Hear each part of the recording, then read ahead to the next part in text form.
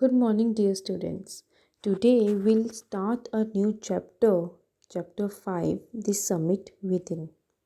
Before you read, Major HPS Aluwalia was a member of the first successful Indian expedition to Mount Everest in 1965. How did he feel when he stood on the highest point in the world? Let us hear his story in his words. Climbing the summit and then the more difficult task of climbing the summit within. Of all the emotions which surged through me as I stood on the summit of Everest, looking over miles of panorama below us, the dominant one I think was humility. The physical in me seemed to say, "Thank God, it's all over." However, instead of being jubilant, there was a tinge of sadness. Was it because I had already done the ultimate in climbing and there would be nothing higher to climb and all roads hereafter would lead down? By climbing the summit of Everest, you are overwhelmed by a deep sense of joy and thankfulness. It is a joy which lasts a lost lifetime. The experience changes you completely. The man who has been to the mountains is never the same again. As I look back at life after climbing Everest, I cannot help remarking about the other summit, the summit of the mind. No less formidable and no easier to climb. Even when getting down from the summit, once the physical exhaustion had gone, I began asking myself the question why I had climbed Everest. Why did the act of reaching the summit have such a hold on my imagination?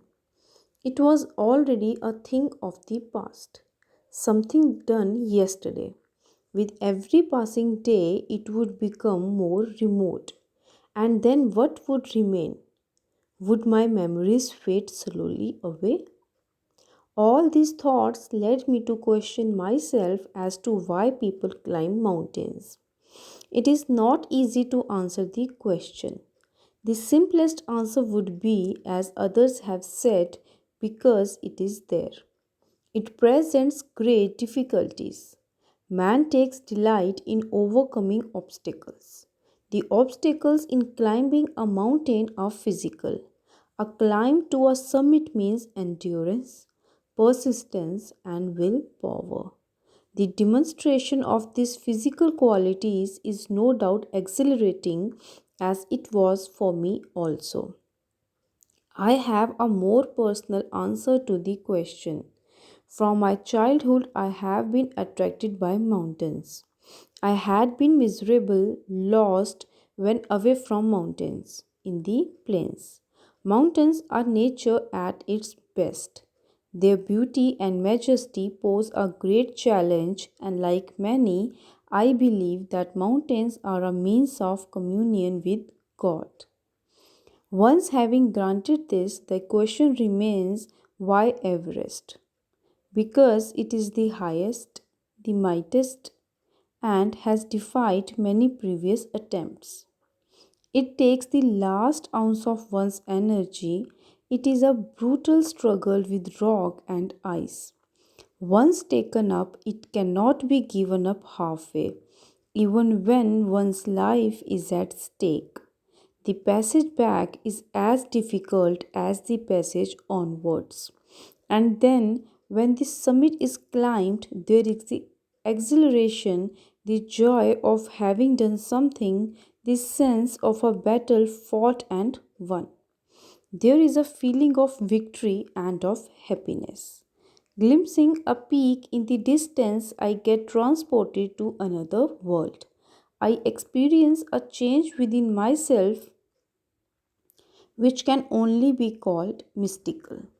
By its beauty, aloofness, might, ruggedness, and the difficulties encountered on the way, the peak draws me to it, as Everest did.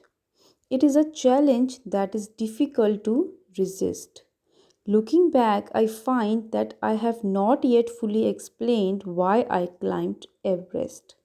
It is like answering a question: why you breathe? Why do you help your neighbor?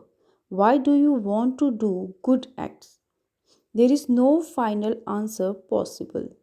And then there is the fact that Everest is not just a physical climb.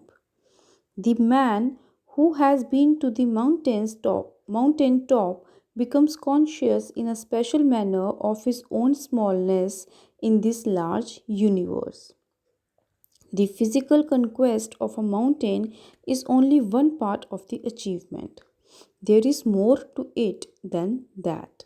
It is followed by a sense of fulfillment.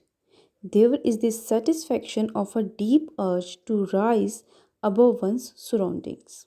It is the eternal love for adventure in man. The experience is not merely physical, it is emotional, it is spiritual. Consider a typical climb towards the summit on the last heights. You are sharing a rope with another climber. You form in. He cuts the steps in the hard ice. Then he belays and you inch your way up. The climb is grim. You strain every nerve as you take every step. Famous climbers have left records of the help given by others. They have also recorded how they needed just that help, else they might have given up. Breathing is difficult. You curse yourself for having let yourself in for this. You wonder why you ever undertook the ascent. There are moments when you feel like going back. It would be sheer relief to go down instead of up. But almost at once you snap out of that mood. There is something in you that does not let you give up the struggle. And you go on. Your companion keeps up with you. Just another 50 feet. Or 100 maybe. You ask yourself, is there no end? You look at your companion and he looks at you. You draw inspiration from each other. And then, without first being aware of it, you are at the summit. Looking round from the summit, you tell yourself that it was worthwhile. Other silvery peaks appear through the clouds.